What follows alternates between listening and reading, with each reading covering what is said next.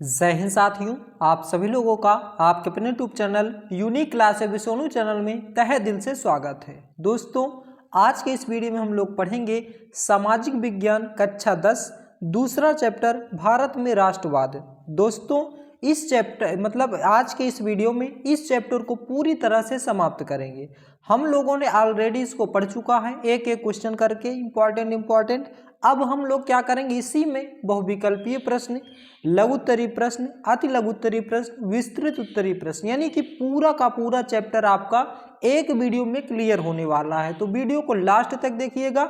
जितने भी most important प्रश्न होंगे आपके एग्जाम में पूछे जाने की संभावना होगी, वो सभी के सभी क्वेश्चन यहाँ पे आपको मिल जाएंगे। तो आइए स्टार्ट करते हैं।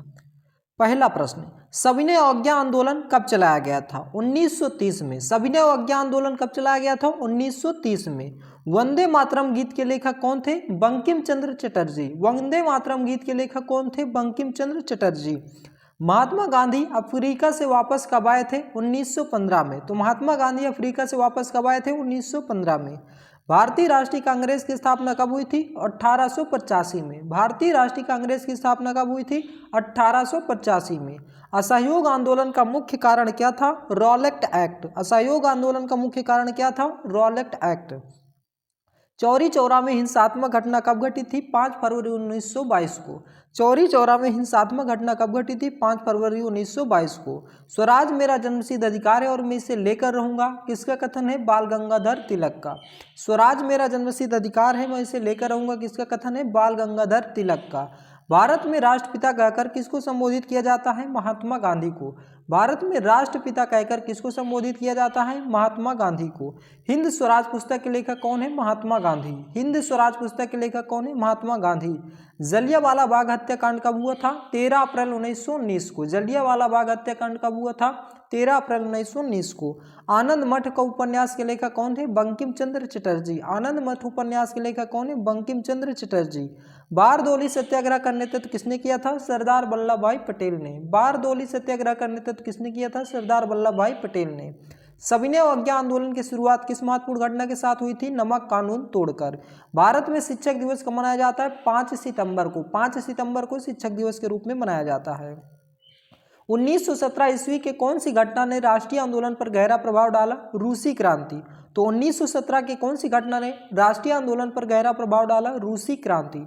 भारत छोड़ो आंदोलन किसने प्रारंभ किया था? महात्मा गांधी ने। भारत छोड़ो आंदोलन किसने प्रारंभ किया था? महात्मा गांधी ने।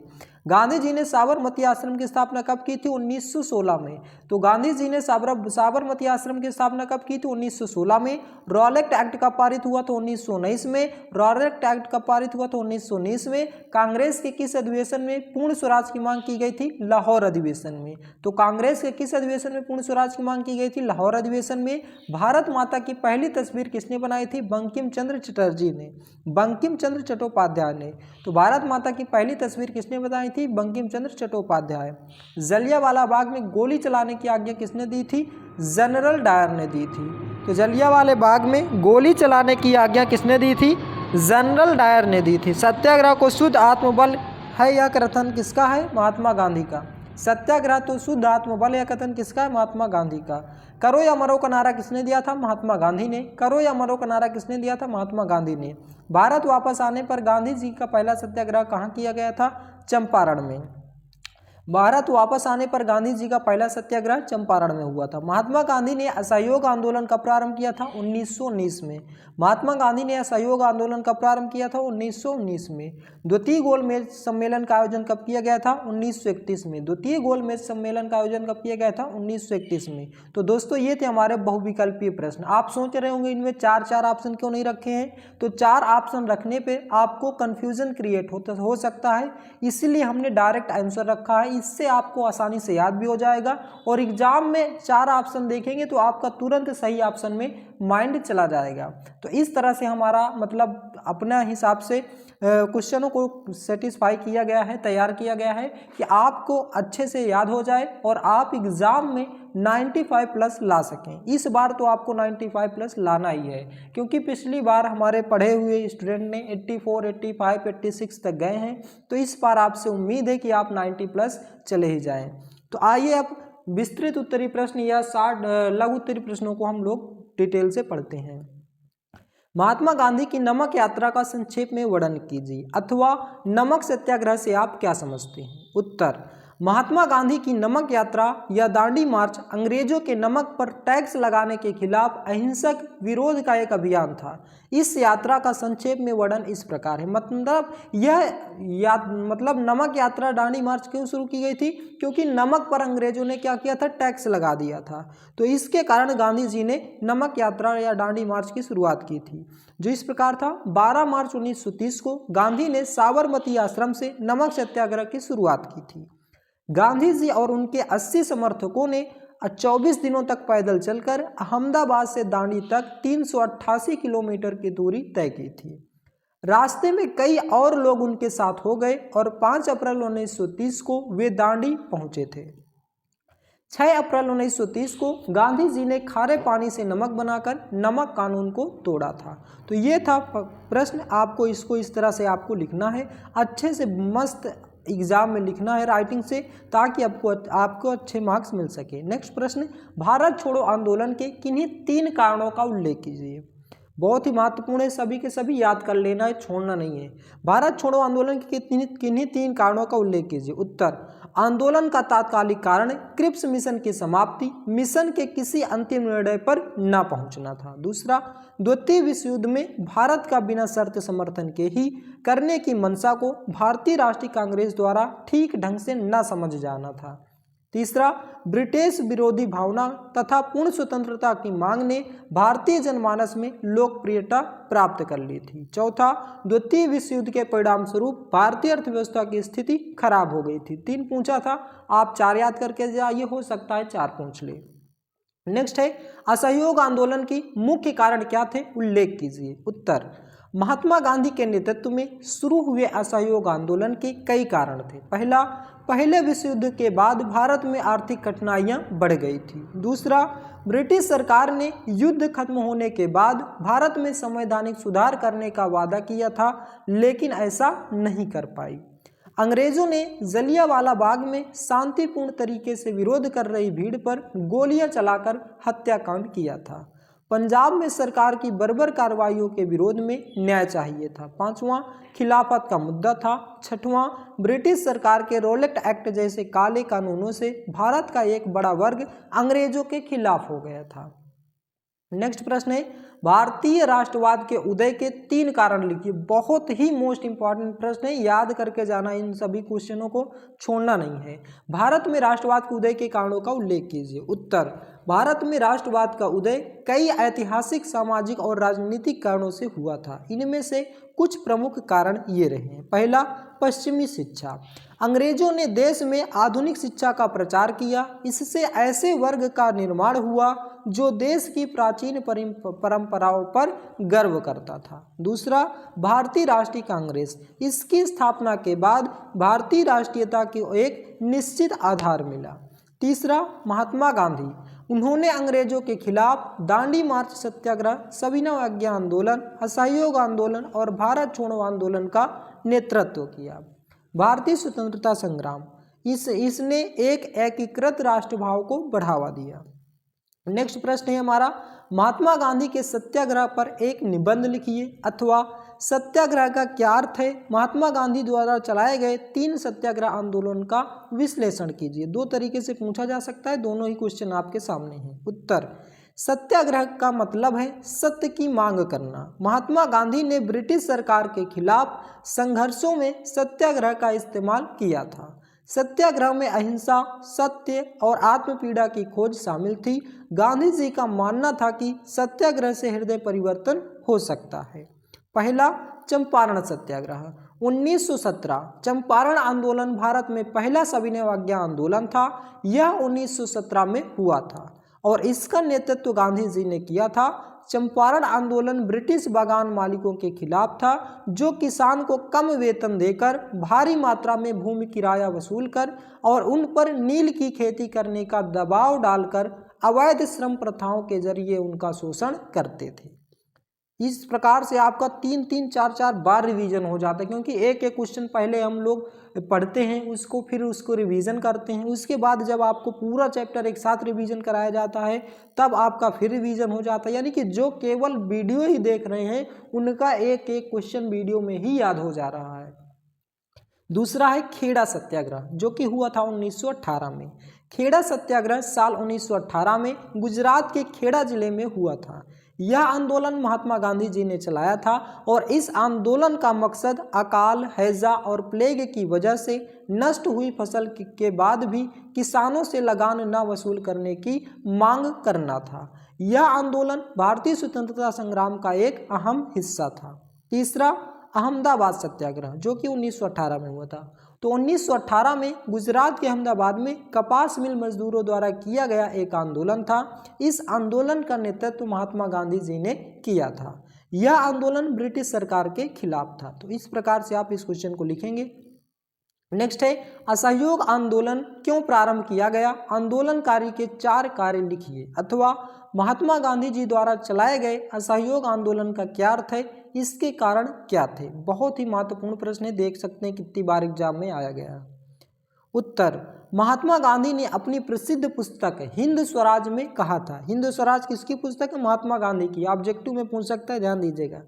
तो महात्मा गांधी ने अपनी प्रसिद्ध पुस्तक हिंद स्वराज में कहा था कि भारत में ब्रिटिश शासन भारतीयों के सहयोग से स्थापित हुआ और चल पा रहा है। यदि भारत के लोग अपना सहयोग वापस ले ले तो वर्ष भर के भीतर ब्रिटिश शासन ढह जाएगा और स्वराज की स्थापना हो जाएगी।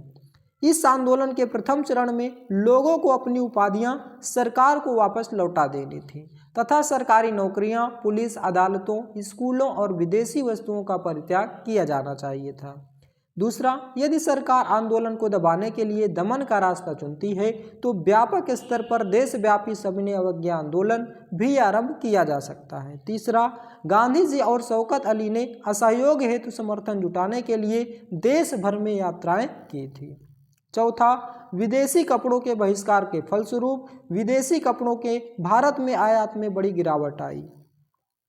नेक्स्ट है भारत के स्वतंत्रता संघर्ष में गांधी जी के योगदान का मूल्यांकन कीजिए।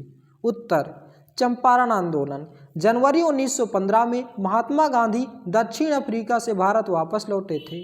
दूसरा, खेड़ा सत्याग्रह। 1917 में उन्होंने बिहार के चंपारण क्षेत्र का दौरा किया और दमनकारी बगान व्यवस्था के विरुद्ध किसानों को संघर्ष के लिए प्रेरित किया। 1917 में उन्होंने गुजरात के खेड़ा जिले के किसानों की सहायता के लिए सत्याग्रह का आयोजन किया था। तीसरा, असहयोग आंदोलन।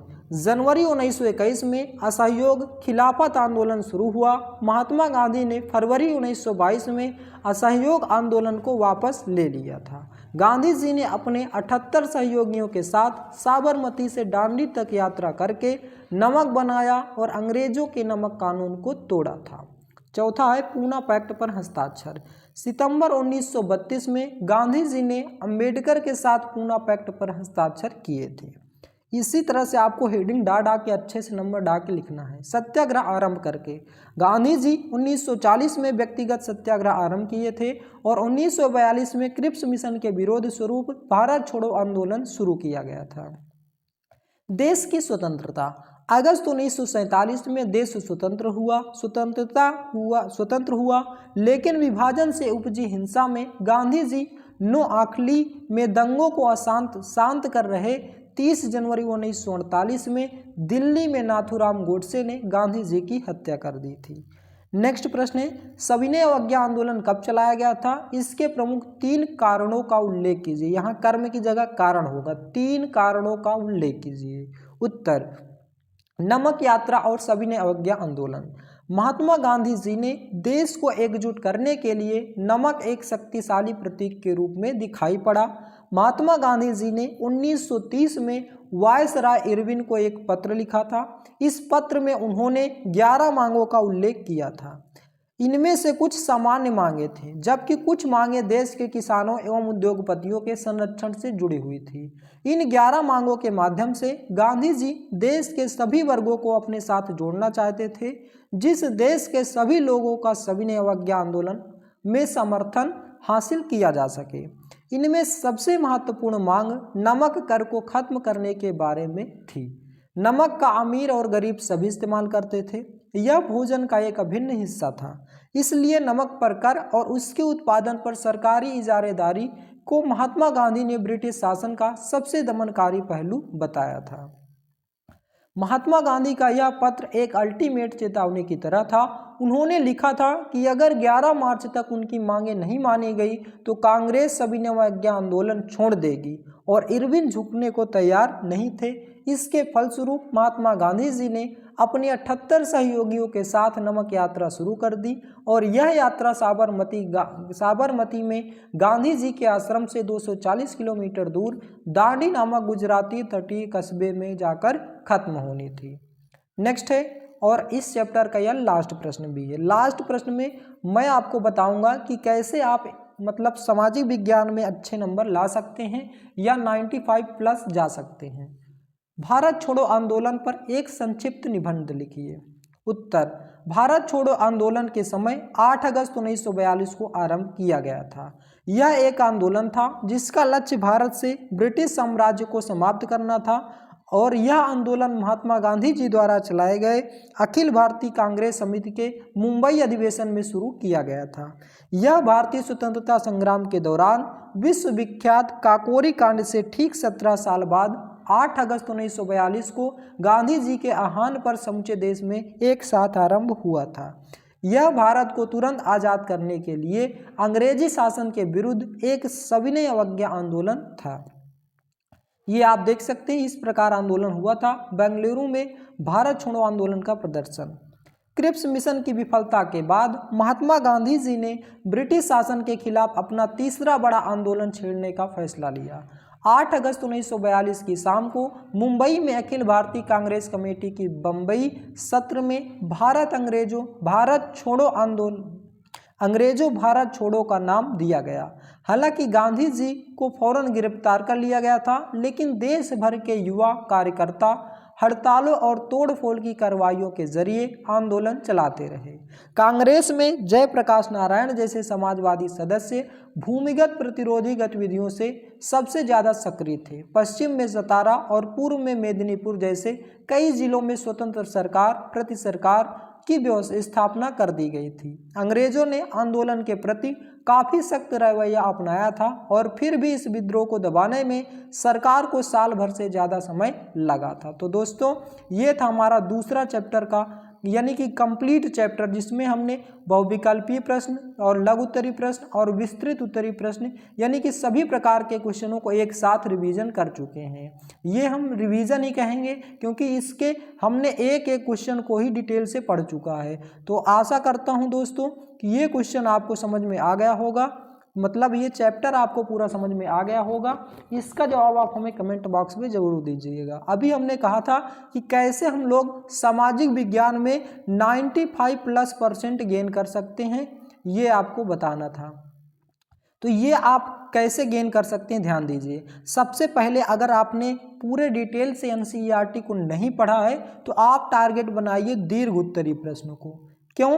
दीर्घ उत्तरीय प्रश्नों में आप अभी देखे थे कि ये जो अब ऑब्जेक्टिव में सन पूछे गए हैं, ये जो क्वेश्चन पूछे गए हैं, ये सभी दीर्घ उत्तरीय में शामिल हैं। और अगर आप दीर्घ उत्तरीय जो कि आपका 7 नंबर 6 नंबर का पूछा जाता है, अगर आप इसको कंप्लीट कर लेते हैं तो वही क्वेश्चन उठा के छोटे छोटे आपके लघु उत्तरीय प्रश्न में भी पूछे गए हैं। तो यदि आप दीर्घ उत्तरीय कंप्लीट कर लेते हैं तो आपका ऑब्जेक्टिव भी कंप्लीट हो जाता है, लघु उत्तरीय भी कंप्लीट हो जाता है और दीर्घ उत्तरीय भी। तो इस प्रकार से आप बहुत ही जल्दी आप पूरे चैप्टर को तैयार कर सकते हैं। तो ये आपका हमारा सुझाव आपको कैसा लगा, इसका जवाब आप हमें कमेंट बॉक्स में दीजिएगा। यदि आप हमारे चैनल पर नए हैं तो आपसे निवेदन है कि हमारे चैनल को सब्सक्राइब कर लीजिए और अपने यार दोस्त मित्रों के पास भी शेयर कर लीजिए, ताकि आपका दोस्त भी अच्छे मार्क्स या अच्छे परसेंटेज से पास हो सके। तो आज का वीडियो बस यहीं तक, मिलते हैं नेक्स्ट वीडियो में। जय हिंद, जय भारत।